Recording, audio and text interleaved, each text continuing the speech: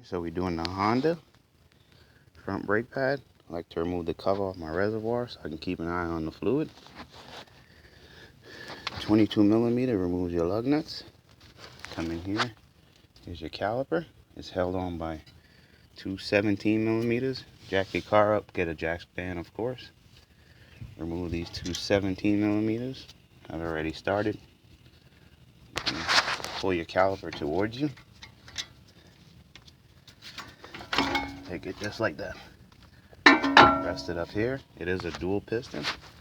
Gonna remove these anti-rattle clips and your old brake pads. Alright, this is dual piston, but okay, I've removed the old brake pads actually.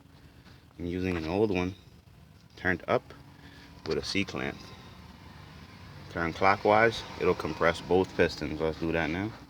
Alright, your brake pad with the weir is always going to be your inside pad. That's going to go on the inside. The pads basically get installed just like this. Same thing on the inside. Remove these guide pins and grease them. Just take them out.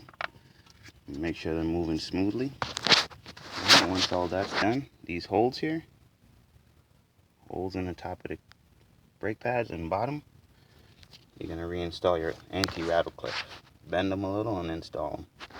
Once that's done, it'll look like that. Push these in.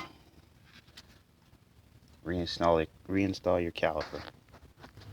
Alright, once you put your caliper back on, put back in your two 17 millimeter. Top and bottom, tighten them down. Make sure your brake line's running correctly.